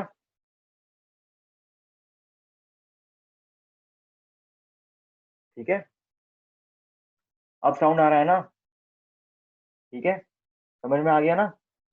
तो कौन से आपको वैल्यू याद रखने हैं, 0.15, सबसे पहले तो AST पॉजिटिव के लिए जो हम नीचे प्रोवाइड करते हैं उसके लिए 0.15L discontinuous as, 0.25L continuous as. और जो नेगेटिव रीइंफोर्समेंट है उसमें भी दो टाइप के होते हैं, एक कंटिन्यूअस एज पे देते हैं, एक डिसकंटिन्यूअस एज पे देते हैं। कंटिन्यूअस एज पे सपोर्ट के इर्द गिर्द 0.3L, 0.15L, 0.3L, 0.15L, ठीक है। और डिसकंटिन्यूअस एच पे 0.1L, ठीक है, एक ही उसमें वैल्यू है, ठीक है। और डिसकंटिन्यूअस एच पे जो रीइंफोर्समेंट देते हैं उसका एरिया कितना होता है, हाफ इंटू ASTX पॉजिटिव, ठीक है। तो आपने इसमें ये, अगर एक्स डायरेक्शन वाला है, अगर वाई डायरेक्शन वाला होगा तो इसी का 50% होगा वो, ठीक है। तो नीचे प्रोवाइड करते हो स्टील, उसका 50% एरिया आपको डिसकंटिन्यूअस एच पे टॉप पे देना है, ठीक है, कहाँ तक, 0.1L, ठीक है। समझ गए सब लोग। ये डायग्राम 1.5, 1.4, 1.6 सबके लिए है ये डायग्राम, ठीक है, समझ गए ना। ठीक है, मैं लिखा भी हुआ है, since at support tension is created at the top of the slab known as negative tension, therefore reinforcement is called AST negative provided at the top near the edge or support of the slab, ठीक है, समझ में आ गया। हाँ, support के अंदर से जाएगा, क्यों नहीं जाएगा, सपोर्ट के मिड तक ले जाएगी, उसमें कुछ गिवन, हाई स्कूल में गिवन नहीं है सपोर्ट के कितने अंदर जाएगा, ठीक है, ठीक है। स्लैब में एल क्लियर के हिसाब से नहीं, एल इफेक्टिव के हिसाब से ही करते हैं हम, ठीक है। वो सिर्फ आपके कैंटिलीवर में था ना, सिर्फ कैंटिलीवर में था आपका कि L clear L effective same था, पर ये तो सिंपली सपोर्टेड ही होता है, ये वाला स्लैब तो, ठीक है, चारों ओर सपोर्टेड है, सिंपली सपोर्टेड की तरह ही होगा, उसमें भी एल इफेक्टिव यूज करोगे, ठीक है। चलिए आगे बढ़ते हैं। तो ये डायग्राम समझ में आ गया, इसमें समराइज हो गया पूरा, ठीक है। चलिए, तो यहाँ तक मैंने पढ़ा दिया था, अब क्लास 29 अब जाके शुरू हो रही है, मैंने आपको पूरा रिवाइज कर दिया पिछली क्लास, अब कोई क्लास मिस कर रहा है तो फिर से रिवाइज नहीं कराऊंगा मैं, ठीक है। चलिए,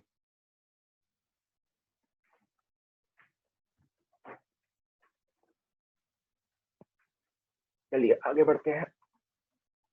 ठीक है। अब देखिए, अब बात करेंगे हम टॉर्जन रीइंफोर्समेंट की। ठीक है, टॉर्जन रीइंफोर्समेंट की। ठीक है, टॉर्जन रीइंफोर्समेंट कब देते हैं?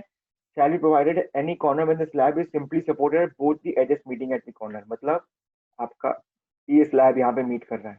ठीक है, ये स्लैब के सपोर्ट्स हैं, यहाँ पे स्लैब है। ठीक है, बीच में स्लैब है, तो यहाँ पर भी कोई स्लैब नहीं है आगे, यहाँ पर भी कोई स्लैब नहीं है आगे। ठीक है, यहाँ भी डिसकंटिन्यूअस और यहाँ भी discontinuous.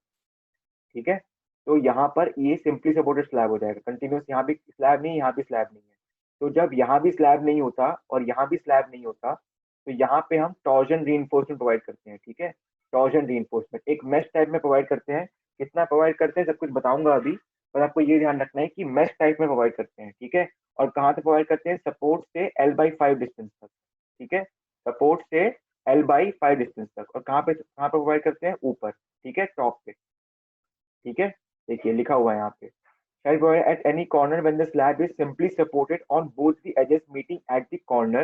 It shall consist of top and bottom reinforcement, each with layers of bars placed parallel to the side of the slab and extending from the edge to a minimum distance of 1/5 of the shorter span. ठीक है, बहुत important. ठीक है, LX/5 तक देते हैं। ठीक है, कहाँ तक?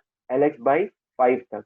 The area of reinforcement in each of these four layers shall be 3/4 of the area required at the maximum mid span moment। ठीक है, मैक्सिमम मिड स्पैन मोमेंट किस कौन सा होता है? mx। मैंने बताया था mx से ज्यादा होता है, तो mx के लिए कौन सा प्रोवाइड करोगे आप? एरिया ASTx पॉजिटिव नीचे। ठीक है, तो इसी का 3/4 आपको प्रोवाइड करना है 4 लेयर्स में। ठीक है, तो हर एक लेयर में कितना आ जाएगा?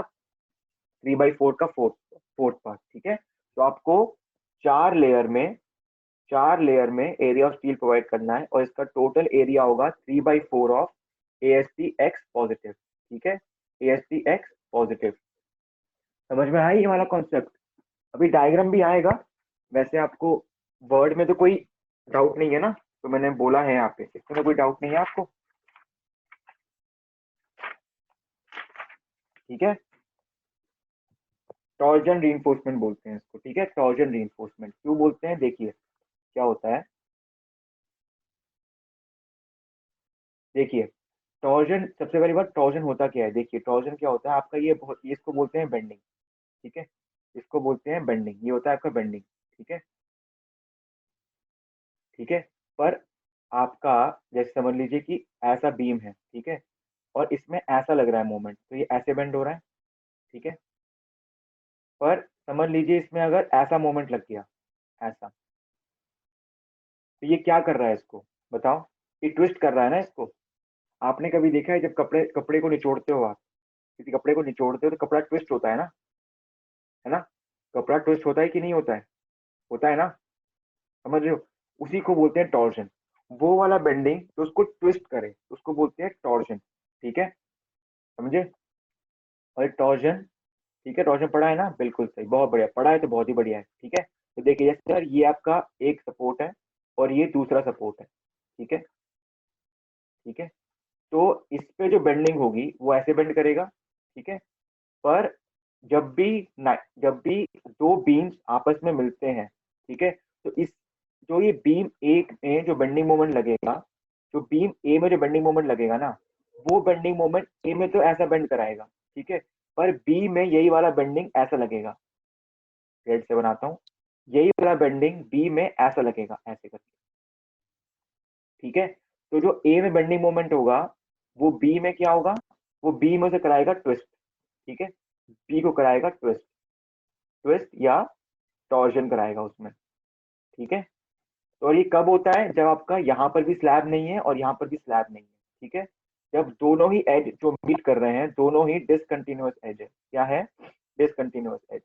जब दोनों ही डिसकंटिन्यूअस एज है, तो एज ए में जो बेंडिंग मोमेंट है वो बी को क्या कराएगा? ट्विस्ट। क्या कराएगा? ट्विस्ट कराएगा बी को। ठीक है, बी में टॉर्जन क्रिएट करेगा। इसलिए इस चीज के लिए हमें टॉर्जन रीइंफोर्समेंट देना होता है। ठीक है, वो टॉर्जन रीइंफोर्समेंट का सबसे पहली बात, एरिया कितना होता है? 3/4 ऑफ ASTx पॉजिटिव। ठीक है, ASTx पॉजिटिव। ठीक है, और कितने लेयर प्रोवाइड करते हैं? 4 लेयर्स में। कितने लेंथ तक? LX/5। ठीक है, L/5 नहीं, LX/5, शॉर्टर स्पैन। ठीक है, to a minimum distance of 1/5 of the shortest span. ठीक है, LX/5 तक प्रोवाइड करते हैं। कितना एरिया होता है टोटल? 3/4 into AST(x) positive. ठीक है, और कितने लेयर्स में? 4 लेयर्स में। ठीक है, तो 3 और वैल्यूज आ गई, LX/5, 3/4 AST, 4 लेयर। ठीक है, ये सब मैंने IS कोड से उठाया हुआ है। ठीक है, तो इनके अगर एग्जाम में कोई प्रॉब्लम आती है तो इसको पढ़ लेना अच्छे से। ठीक है, समझना बहुत जरूरी है IS कोड को। ठीक है, समझाने के लिए मैंने बोला है आपको। ठीक है, ठीक है। टॉर्जन रीइंफोर्स मैंने बताया था किस लिए प्रोवाइड होता है, ये डिसकंटिन्यूअस एज के लिए। किस लिए होता है? डिसकंटिन्यूअस एज के लिए। ठीक है, ठीक है। और एक और बात समझ लीजिए कि आपका ये डिसकंटिन्यूअस एज है। ठीक है, यहाँ पे आपका स्लैब नहीं है, यहाँ पे आपका स्लैब नहीं है, पर यहाँ पे आपका स्लैब है, यहाँ पे आपका स्लैब है। तो अगर ऐसा कोई एज है जहाँ पर एक एज कंटिन्यूअस है और एक एज डिसकंटिन्यूअस है, ठीक है, तो यहाँ पर जो टॉर्जन रीइंफोर्समेंट प्रोवाइड करोगे 4 लेयर्स में, ठीक है, वो हुआ टॉर्जन रीइंफोर्समेंट आपका 3/8 होगा। ठीक है, अगर दोनों डिसकंटिन्यूअस है, मैंने क्या कहा था, 3/4 होगा। ठीक है, पर अगर उसमें से एक ही कंटिन्यूअस है और एक कंटिन्यूअस है, तो उसका एरिया होगा 3/8। लेंथ वही होगी LX/5। ठीक है, और उसका एरिया होगा 3/8 ऑफ AST पॉजिटिव। ठीक है, तो क्या क्या हुआ, अगर दोनों डिसकंटिन्यूअस हुए तो 3/4 ऑफ एरिया LX/5 तक, और उसमें से अगर एक भी कंटिन्यूअस हुआ तो कितना एरिया हो जाएगा? 3/8। ठीक है, और मैंने बताया था टॉर्जन रीइंफोर्समेंट कब देते हैं? जब कहीं पर दो डिसकंटिन्यूअस एज हो। ठीक है, पर अगर दोनों ही एज कंटिन्यूअस हुए, अगर दोनों ही एज कंटिन्यूअस है तो वहां पे कोई टॉर्जन रीइंफोर्समेंट देने की जरूरत नहीं है। ठीक है, समझ गए? टॉर्जन रीइंफोर्समेंट समझ में आ गया ना? ठीक है, और लास्ट आपका यही है, where Ly/Lx is greater than 2, slab shall be design as 1 way. ये तो पता ही है हम लोगों को। ठीक है, ठीक है, चलिए आगे बढ़ते हैं। टॉर्जन रीइंफोर्समेंट का डायग्राम दिखाता हूँ आपको, समझ में आ जाएगा आपको। ठीक है, देखिए, देख रहे हो? समझ में आ रहा है? लिखा हुआ है मैंने। ठीक है, देखिए 1 नंबर जो है, ये देखिए 1 नंबर जो है, इसमें क्या है, both edges are discontinuous at 1 and 4। देख रहे हो? 1 and 4, ये भी यहाँ भी कोई स्लैब नहीं है, यहाँ भी कोई स्लैब नहीं है। ठीक है, तो दोनों ही डिसकंटिन्यूअस है। ठीक है, तो वहां पर कितना एरिया दिया हमने? 3/4 ऑफ AST(x) पॉजिटिव। कहाँ तक? LX/5 कहाँ से? फेस ऑफ सपोर्ट से। ठीक है, समझ गए? और यहाँ पर देखो, एक ये तो डिसकंटिन्यूअस है, यहाँ पे स्लैब नहीं है तो ये डिसकंटिन्यूअस है। ठीक है, पर यहाँ पे स्लैब है तो ये क्या हो गया? कंटिन्यूअस हो गया। ठीक है, तो यहाँ पर कितना एरिया हो जाएगा? इसी का हाफ, 3/4 का हाफ 3/8। ठीक है, और कितने लेंथ तक? LX/5। ठीक है, ठीक है, कितने लेयर्स में? 4 लेयर्स में। कितने लेयर्स में? 4 लेयर्स में। ठीक है, समझ में आ गया ना? 1.8 1.9। ठीक है, आगे बढ़ते हैं। डिसकंटिन्यूअसनेस कंटिन्यूअसनेस समझ में आ गया ना? अब हम स्लैब के बिल्कुल एंड पार्ट में है, इसमें हम समझेंगे α(x) α(y) की वैल्यूज कैसे निकालते हैं। ठीक है, देखिए क्या होता है आपका,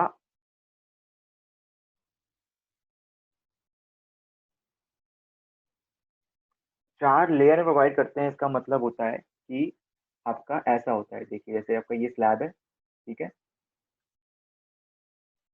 ठीक है, ये कंटिन्यूस जा रहा है।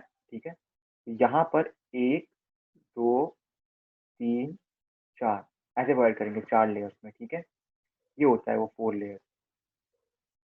अब समझ में आया? ठीक है, ये होता है वो 4 लेयर। समझ गए? ठीक है, और सपोर्ट से कहाँ, सपोर्ट से आगे कहाँ तक? LX/5 तक। ठीक है, सपोर्ट से आगे कहाँ तक? LX/5 तक। ठीक है, चलिए आगे बढ़ते हैं।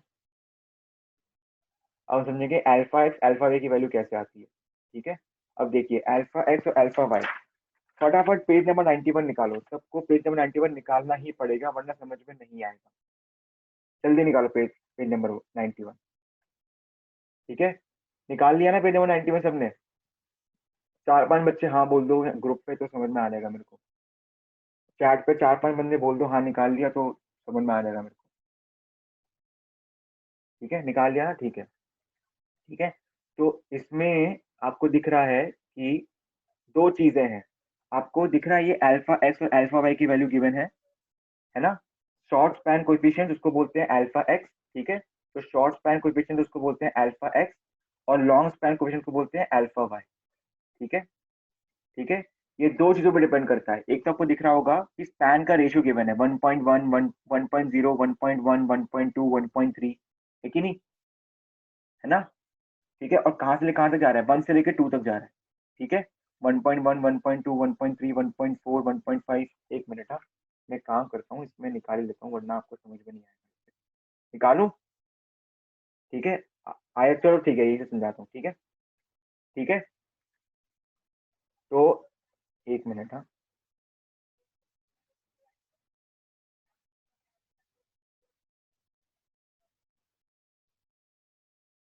स्क्रीन शेयर रुक गई होगी 2 मिनट के लिए, 1 मिनट, हाँ।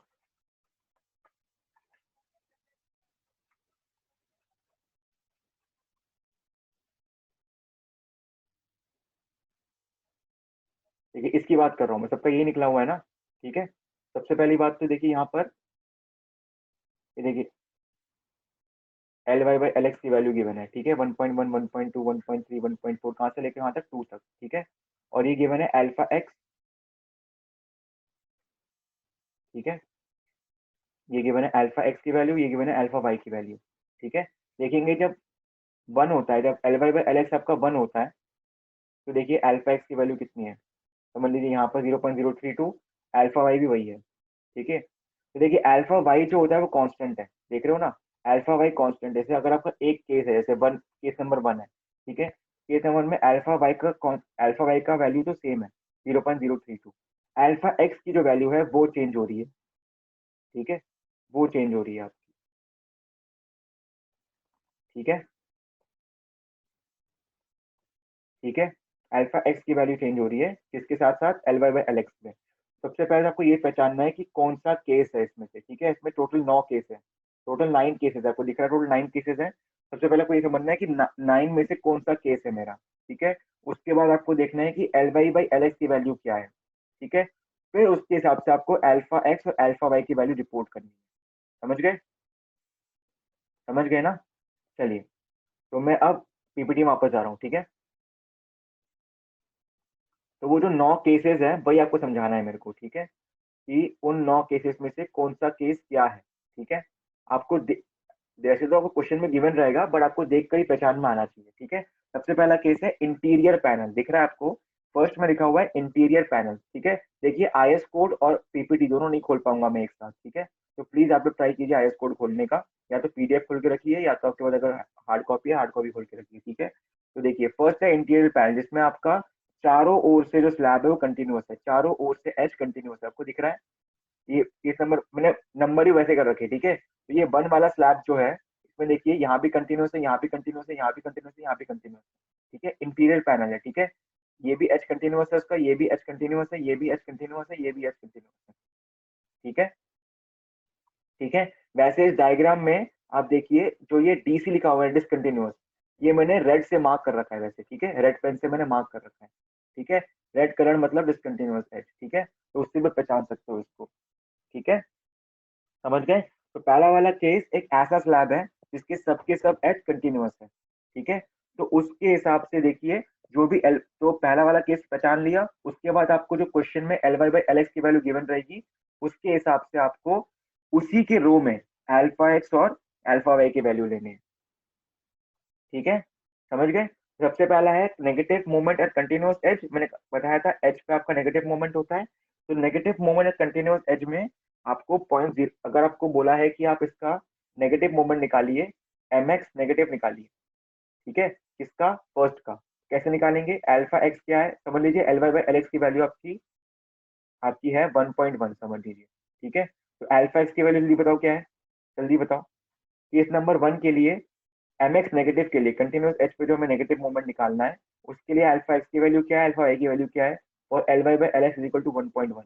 ये मेरे को समझ में आएगा, तो समझ में आया है। केस नंबर 1 नेगेटिव मोमेंट के लिए अल्फा एक्स की वैल्यू, अल्फा वाई की वैल्यू जब L Y by L X 1.1 है, जल्दी बताओ। बहुत ही सही, बिल्कुल सही, ठीक है। 0.037 अल्फा एक्स, अल्फा वाई क्या है, वो तो कांस्टेंट है 0.032, ठीक है।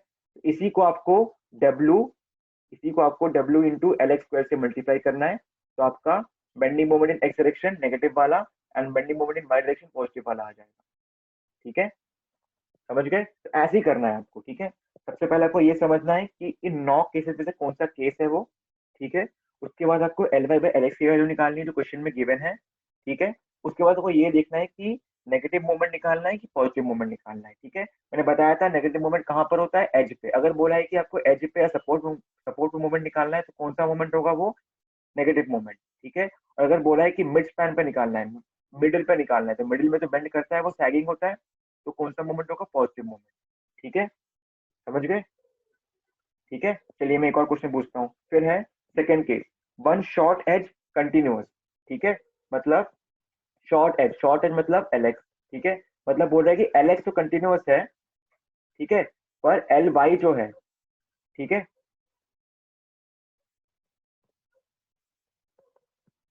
ठीक है, मतलब इसमें एक एज आपका डिसकंटिन्यूअस है, ठीक है, कोई एक एज, ठीक है। सेकंड केस क्या है, कोई एक एज आपका कंटिन्यू या डिसकंटिन्यूअस है या कंटिन्यूअस है, ठीक है। तो देखिए इसमें ये शॉर्ट एज जो है ये डिसकंटिन्यूअस है, ठीक है, बट ये शॉर्ट एज जो है वो कंटिन्यूअस है कि नहीं, ये कंटिन्यूअस है, डिसकंटिन्यूअस है कि नहीं। तो इसमें तो सेकेंड वाला केस क्या है, वन शॉर्ट एज कंटिन्यूअस, ठीक है।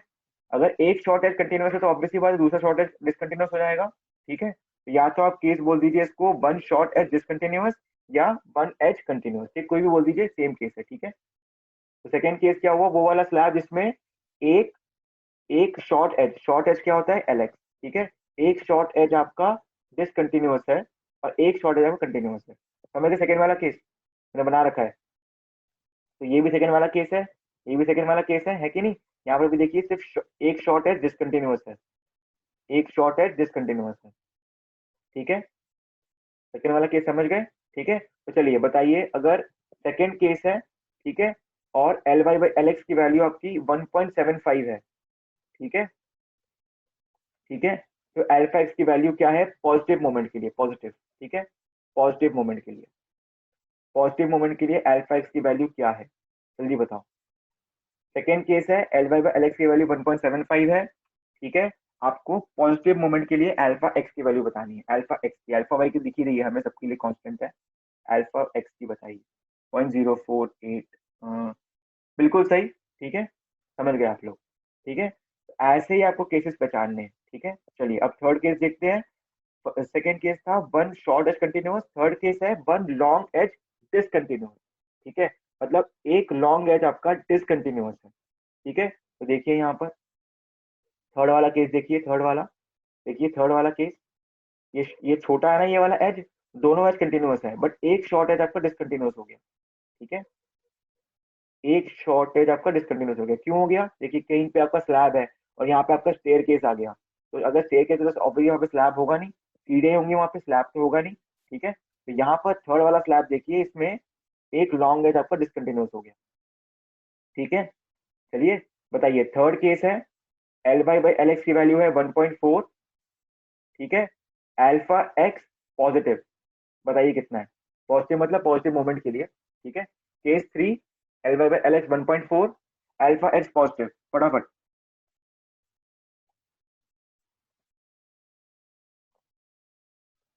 0.99 नहीं होगा प्रिंस राज, 0.47 सही है, 0.47 सही है, ठीक है। प्रिंस राज 0.99 नहीं होगा, ठीक है। चलिए आगे बढ़ते हैं। अब fourth case, two adjacent edges discontinuous, ये वही वाला, बताओ ये फोर्थ केस में, मैं एक टेस्ट करता हूँ, फोर्थ केस में टॉर्जन रीइंफोर्समेंट लगेगा नहीं लगेगा, जल्दी बताओ। सबसे पहली बात तो फोर्थ केस देखो, यहाँ पर दोनों ही एज डिसकंटिन्यूअस है, ठीक है। बिल्कुल बिल्कुल वीरेंद्र, बिल्कुल राहुल, बहुत सही लगेगा, ठीक है। कितना लगेगा, 3/4 AST की 3/8 AST, दोनों ही डिसकंटिन्यूअस है, 3/4 AST, 3/8 AST, 3/4 बिल्कुल सही, ठीक है, बहुत बढ़िया, ठीक है। ठीक है, बिल्कुल सही। चलो, तो ये समझ गए। तो फोर्थ एज में क्या है, दोनों एजेस डिसकंटिन्यूअस है। ठीक है, दोनों एजेस डिसकंटिन्यूअस है। ठीक है, समझ गए कैसे होता है ये। ठीक है, तो बताइए फोर्थ केस है। ठीक है, फास्टेस्ट फिंगर बताइए, एल बाई एल एक्स की वैल्यू है 1.4, alpha x positive, alpha x negative, alpha Y positive, alpha Y negative. जल्दी बताओ ऑर्डर वाइज, जल्दी बताओ। एक ही आंसर बता देना, बार बार मत टाइप करना। ठीक है, एक ही आंसर में सारे आंसर टाइप कर दो। Alpha x positive, alpha x negative, alpha Y positive, alpha Y negative. Fourth case है L Y by L x 1.4 है। जल्दी बताओ।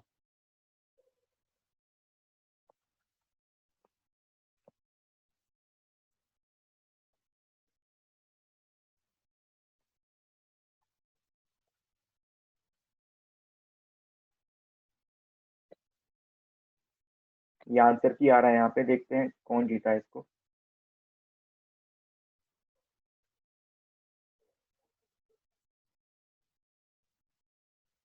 053071। एक, हाँ हाँ हाँ, मैंने उल्टा लिख दिया। ठीक है ठीक है, मैंने उल्टा लिख दिया। ठीक है ठीक है। हाँ हाँ, मेरा उल्टा आंसर करो, सही आंसर है। आदित्य कुमार साहब, तुमने मेरा शायद देख लिया, या फिर बताएं तुमने तुमने भी शायद उल्टा रिपोर्ट कर दिया है। ठीक है, ऊपर नेगेटिव होता है, नीचे पॉजिटिव गिवन होता है। ठीक है आदित्य, ठीक है, मैंने जान मुझको उल्टा लिख दिया था यहाँ पे। ठीक है ठीक है, चलिए। ठीक है, चलिए फिफ्थ केस समझते हैं। Two short edges discontinuous. ठीक है, टू शॉर्ट एजेस, ठीक है, डिसकंटिन्यूअस मतलब दोनों के दोनों जो एलेक्स है। एक तो हमने सेकंड केस बात कहा था जिसमें एक एज, एक शॉर्ट एज डिसकंटिन्यूअस था। ठीक है, फिफ्थ में है दोनों शॉर्ट एज डिसकंटिन्यूअस है। ये वो होता है जब आपके रूफ में ना, आपके छत में सिर्फ एक ही स्लैब होती है पड़ी। ठीक है, सिर्फ एक ही स्लैब होती है। ठीक है, ये आपको अच्छा से समझ लीजिए। तो इसमें यहाँ भी स्लैब नहीं है, यहाँ भी स्लैब नहीं है। ठीक है, बस एक ही रो के स्लैब्स हैं। तो यहाँ पर फिफ्थ वाला केस और सिक्स वाला केस आता है। ठीक है, यहाँ पे फिफ्थ वाला केस देखिए, दोनों शॉर्ट एज डिसकंटिन्यूअस है।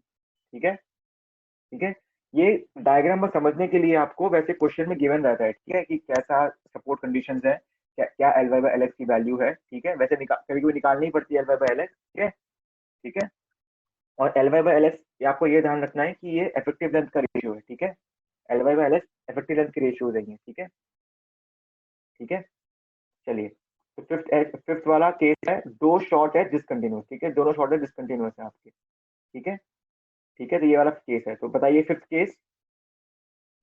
Fifth case, L Y by L X की वैल्यू है आपकी 1.2। ठीक है, alpha x positive and alpha Y negative. इसके आंसर देना है आपको। ध्यान रहे, ऊपर वाला नेगेटिव है, नीचे वाला पॉजिटिव है। सिर्फ गिवन भी है, बट जल्दबाजी में कभी भी गलती हो जाती है। ठीक है, alpha x positive, alpha Y negative, L by L X 1.2। Fifth case है ये। ठीक है, ओके।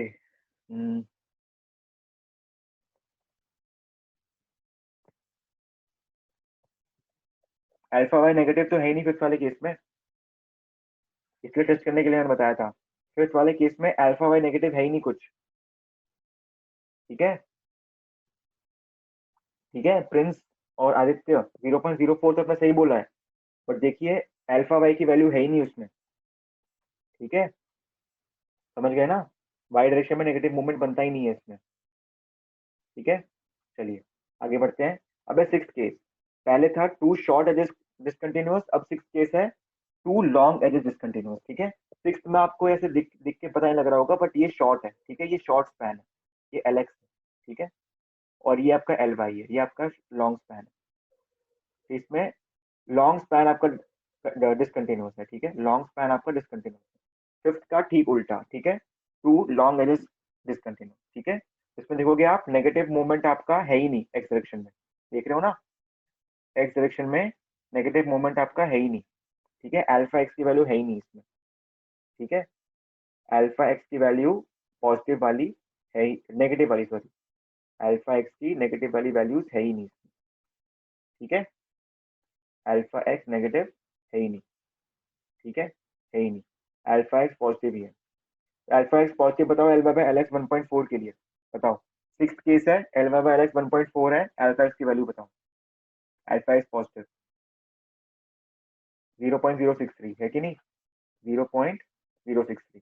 ठीक है, चलिए अब seventh case, 3 edges discontinuous and 1 long edge continuous. ठीक है, सेवेंथ केस है। ठीक है, 3 एज उसकी कंटिन्यूअस है और एक लॉन्ग एज उसका, देखिए seventh case, discontinuous discontinuous discontinuous, और ये कंटिन्यूअस है, ये कंटिन्यूअस है। ठीक है, समझ गए सेवेंथ वाला केस। अब एट वाला केस है, 3 edges discontinuous and 1 short edge continuous. ठीक है, एक शॉर्ट एज कंटिन्यूअस है और लॉन्ग एजेस दोनों ही डिसकंटिन्यूअस है, और एक शॉर्ट एज डिसकंटिन्यूअस है। ठीक है, सिर्फ एक शॉर्ट एज कंटिन्यूअस है, वरना और सब डिसकंटिन्यूअस है। ठीक है, सेवेंथ में क्या था कि आपका एक लॉन्ग एज कंटिन्यूअस था, एक लॉन्ग एज आपका कंटिन्यूअस था यहाँ पे। ठीक है, यहाँ पर एक शॉर्ट एज कंटिन्यूअस है। ठीक है, ठीक है, कैंटिलीवर टाइप स्लैब्स होते ही नहीं टू वे ना, टू वे कैसे बनेंगे वो, हम जो टू वे स्लैब की बात कर रहे हैं, कैंटिलीवर स्लैब टू वे कैसे बनेगा बताओ, नहीं बनेगा ना। ठीक है, चलिए अब है 4 एज डिसकंटिन्यूअस। ठीक है, ये कुछ नहीं है, अगर पूरे के पूरे छत पे एक ही स्लैब है, ठीक है, सिर्फ एक ही स्लैब है और कोई स्लैब नहीं है, यहाँ पे डिसकंटिन्यूअस, यहाँ पे डिसकंटिन्यूअस, यहाँ पे डिसकंटिन्यूअस, यहाँ पे डिसकंटिन्यूअस, तो ऐसा बनेगा। ठीक है, अलग से ही कोई स्लैब बना हुआ है। ठीक है, अलग से ही कोई स्लैब बना, छोटा सा रूम बना हुआ है, उसके ऊपर एक ही छत पड़ी है बस, चारों तरफ दीवार है और बीच में कोई पिलर विलर नहीं है, कुछ नहीं है, एक ही स्लैब है सिर्फ, तो चारों चारों ओर से वो डिसकंटिन्यूअस रहेगा। ठीक है, तो उसमें से पॉजिटिव मोमेंट ही आएगा, है कि नहीं, तो पॉजिटिव मोमेंट आएगा उसमें। ठीक है, ठीक है, समझ गए। चलो, तो टू वे स्लैब हमारा खत्म होता है यहाँ पे। ठीक है, टू वे स्लैब में सब कुछ बता दिया है मैंने। ठीक है, आपको अल्फा एक्स अल्फा वाई की वैल्यू तक कैसे पहुंचते हैं, 0.15 L, 0.3 L, सबका कॉन्सेप्ट के डायग्राम्स भी है इसमें। ठीक है, टू वे स्लैब खत्म होता है यहाँ पे। ठीक है, ठीक है, यहाँ पे मैं लिख रखे हैं यही चीजें जो इस after this slide read table 26। ठीक है, यहाँ पे देखिए वही सेम चीजें मैं लिखी हुई है यहाँ पे। ठीक है, ठीक है, थोड़े बहुत एक्सप्लेनेशन भी है इसमें। ठीक है, इसके साथ आपको डायग्राम देखना है। ठीक है, साउंड, अब साउंड की क्या जरूरत है, हो गया अब तो। ठीक है, हो गई बात सब। ठीक है, चलिए, ठीक है, चलिए खत्म करता हूँ क्लास में। ठीक है, ठीक है, एक अनरेस्ट्रेंट, ठीक है, एक अनरेस्ट्रेंट स्लैब और होता है। ठीक है, वो आप एक, चलिए, हमने रेस्ट्रेंट स्लैब पढ़ा था, रेस्ट्रेंट स्लैब, रेस्ट्रेंट स्लैब में क्या होता है, आपके सपोर्ट पे स्लैब को, सपोर्ट को छोड़ने नहीं दिया जाता है। ठीक है, जिसकी वजह से क्या नेगेटिव मोमेंट्स बनते हैं। ठीक है, तो हमने अभी तक क्या पढ़ा है, हमने अभी तक रेस्ट्रेंट स्लैब, ठीक है, क्या पढ़ा था, रेस्ट्रेंट स्लैब।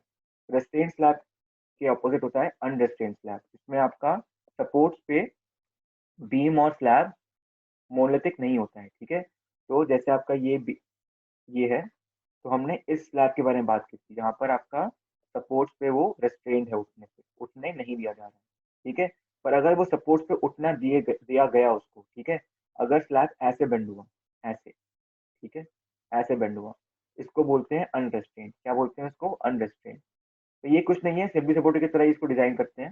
ठीक है, बस में क्या होता है, आपका अल्फा एक्स और अल्फा वाई की वैल्यू इसमें थोड़ी अलग होती है।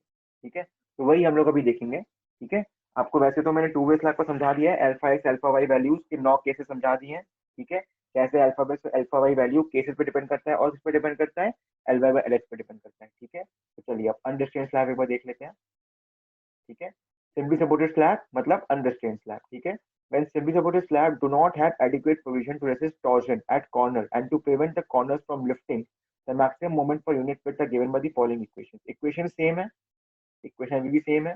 ठीक है, एलएक्स यूज हो रहा है दोनों में, अल्फा एक्स यूज हो रहा है, अल्फा वाई यूज हो रहा है, इसके लिए टेबल अलग है। ठीक है, इसके लिए टेबल अलग है, इसके अल्फा वाई अल्फा एक्स की वैल्यूज अलग है। ठीक है, इस पे ज्यादा मोमेंट्स आता है। ठीक है, क्यों ज्यादा मोमेंट्स आता है बताओ, सपोज देखो क्या होता है, जब रेस्ट्रेन होता है ना, तो ऐसे रेस्ट्रेन होता है। ठीक है, ऐसे रेस्ट्रेन होता है, तो कुछ मोमेंट्स सपोर्ट भी लेता है, यहाँ पे बेंडिंग मोमेंट सपोर्ट पे जीरो नहीं होता। ठीक है, जब रेस्ट्रेन्ड होता है तो बेंडिंग मोमेंट सपोर्ट पे जीरो नहीं होता। वैसे सिम्पली सपोर्टेड में क्या पढ़ा था हमने, सिम्पली सपोर्ट में ये तो पढ़ा था कि ऐसे बेंडिंग मोमेंट डायग्राम है और सपोर्ट पे बेंडिंग मोमेंट जो है वो जीरो है। ठीक है, पर अगर रेस्ट्रेन्ड होता है तो नेगेटिव मोमेंट बन रही है यहाँ पे। ठीक है, तो रेस्ट्रेन्ड में सपोर्ट पे मोमेंट जीरो नहीं होता है। हमने देखा था ऊपर भी, नेगेटिव मोमेंट, जो नेगेटिव मोमेंट्स का कहाँ बन रहे, सपोर्ट पे बन रहे थे। ठीक है, तो कुछ कुछ मोमेंट्स हमारे सपोर्ट पे भी जा रहे हैं। ठीक है, इसलिए हमारा जो मिड स्पैन मोमेंट होता है वो इतना ज्यादा नहीं होता। ठीक है, पर जब अनरेस्ट्रेन्ड होता है वो, जब वो होता है अनरेस्ट्रेन्ड, अनरेस्ट्रेन्ड होता है सिंपली सपोर्टेड स्लैब की तरह ही काम करेगा फिर तो वो, है ना, ऐसे बेंड करेगा, है कि नहीं। तो वहां पर क्या होगा, इस पे बेंडिंग मोमेंट डायग्राम कैसा होगा, सिंपली सपोर्टेड में कैसा होता है, ऐसा होता है। तो सपोर्ट में मोमेंट जीरो है, ना नेगेटिव है ना पॉजिटिव है, कुछ सपोर्ट सपोर्ट में कोई मोमेंट नहीं है, तो सारा का सारा मोमेंट कहाँ चला गया, मिड पे। ठीक है, सारा का सारा सपोर्ट कहाँ चला गया, मिड पे, सारा का सारा बेंडिंग मोमेंट मिड पे चला गया, है कि नहीं। तो इसलिए यहाँ पर जो अल्फा एक्स और अल्फा वाई की वैल्यू होती है ना, वो रेस्ट्रेंड वाले केस से ज्यादा होती है। ठीक है, रेस्ट्रेंड में जो आपका अल्फा एक्स और अल्फा वाई की वैल्यूज थी उससे ज्यादा होता है, ठीक है, अनरेस्ट्रेंड वाले अल्फा एक्स अल्फा वाई की वैल्यू। ठीक है, आप अगर ऑब्जर्व भी करोगे तो पता लग जाएगा आपको। ठीक है, ठीक है, चलिए टेबल देखते हैं। ठीक है, ये वो टेबल है। ठीक है, देखिए आप L Y by L X, अब ये बताइए L Y by L X equal to 1.0। ठीक है, और केस नंबर बता लीजिए 2 फॉर एग्जाम्पल। ठीक है, केस नंबर 2 है, L Y by L X 1.0 है। अल्फा एक्स पॉजिटिव क्या था, अल्फा एक्स पॉजिटिव क्या था टू वे स्लैब के लिए, बताओ, देख कर बताओ फटाफट, क्या था अल्फा एक्स पॉजिटिव क्या था, case number 2 alpha x positive अगर देखोगे तो ये था 0.037। ठीक है, 0.037, और यहाँ पर क्या है देखो 0.062। ठीक है, तो इसलिए अनरेस्टेन्ड स्लैब में, ठीक है, अनरेस्टेन्ड स्लैब में आपका 0.062 है, ज्यादा है ना ये। ठीक है, तो ये आपको बस ध्यान रखना है। ठीक है, यही था बस इसका इस वाले सेशन में। ठीक है, अंडरस्टैंड स्लैब में डायग्राम तो सेम ही होता है, पर अल्फा एक्स अल्फा वाई की वैल्यू ज्यादा होती है। ठीक है, ठीक है, चलिए, at least 50% of tension reinforcement wire mid span should extend to support. ठीक है, वो तो आपको पता ही है। ठीक है, सपोर्ट पे आपका 0.1 L और 1 पे हम मोमेंट देते हैं। ठीक है, हम reinforcement देते हैं 0.1 L तक, सपोर्ट से, सपोर्ट के फेस से स्लैब के अंदर तक 0.1 L तक हम reinforcement देते हैं 50% का। वही सेम चीज लिखा हुआ है। ठीक है,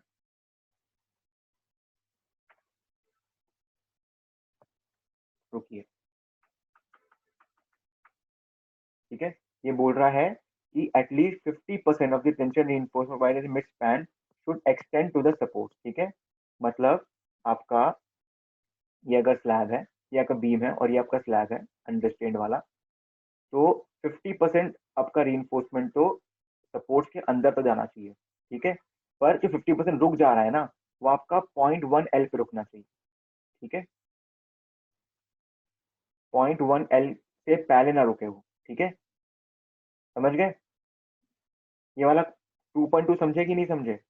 50% सपोर्ट के अंदर तक ले जाइए रीइंफोर्समेंट, पर जो 50% सपोर्ट के अंदर तक नहीं ले जा रहे हो, वो सपोर्ट से 0.1 L से ज्यादा डिस्टेंस पे कंटेन नहीं हो सकता। ठीक है, ठीक है, स्क्रीनशॉट ले लो, कुछ भी ले लो आप। ठीक है, वैसे तो ये तो शेयर तो होगा ही आपको। ठीक है, चलिए, समझ गए।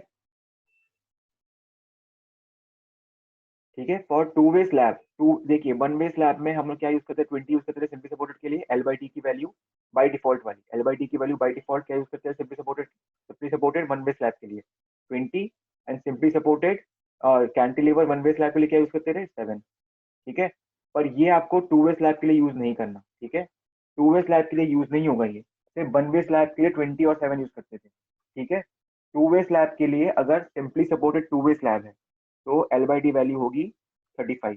ठीक है, बाय डिफॉल्ट वाली। और कौन सा reinforcement, mild steel reinforcement, mild steel reinforcement simply supported to way slab, mild steel reinforcement use कर रहे हो, सिंपली सपोर्टेड है, टू वे स्लैब है, L/D रेशियो होगा 35। ठीक है, ठीक है, और इसी को आप 0.8 से मल्टीप्लाई कर दोगे अगर HYSD बार यूज होगा। ठीक है, अगर HYSD बार यूज हो रहा है, सिंपली सपोर्टेड है, टू वे स्लैब है, तो इसको 0.8 से आप मल्टीप्लाई कर दोगे। ठीक है, समझ गए। ठीक है, और वैसे ही अगर माइल्ड स्टील रीइंफोर्समेंट है और कंटिन्यूअस है, कंटिन्यूअस टू वे स्लैब। ठीक है, ठीक है, हाँ न्यूमेरिकल में से ज्यादा लेंगे, बट न्यूमेरिकल तुम ऐसे कर नहीं रहे इसका, बट हाँ इसमें भी न्यूमेरिकल में हम 35 से ज़्यादा ही लेंगे क्योंकि ये डिफ़ॉल्ट वैल्यू है, ठीक है? तो वैसे ही आप देखिए, अगर सिम्पली सपोर्टेड का मैंने बोल दिया, ठीक है? 5 मीटर के स्पैन तक, ठीक है? सिम्पली सपोर्ट 3.5 मीटर के स्पैन तक, span by L by D ratio लेंगे 35 माइस्टील के लिए, और 35 इंटू 0.8 मतलब 28 for H Y S D bar, ठीक है? वैसे ही शीयर चेक आपको वही करना है। आपको पता है शीयर चेक आपका शीयर के लिए सिर्फ चेक करना है, डिजाइन नहीं करना, ठीक है? ठीक है, आपको बस ध्यान रखना है ये सबको करने नहीं है, ठीक है? W into L X by two V U by B D, है ना? इसे वैल्यू तो पता ही है। और tau V should not be greater than K into tau C, ठीक है? समझ गए ना? चलिए, टू वे स्लैब भी खत्म हो गया हमारा आज, ठीक है? ये बस एक छोटा सा केस था अंडरस्टैंड स्लैब का, इसलिए मैंने कहा 10 मिनट्स का सेशन होगा छोटा सा, ठीक है? चलिए, हमारा टू वे स्लैब खत्म होता है। अगले क्लास में हम शुरू करेंगे कॉलम्स, ठीक है? अगले क्लास में शुरू करेंगे हम कॉलम्स, ठीक है? चलिए, एंड करता हूँ मैं क्लास को, ठीक है? मंडे को मिलते हैं।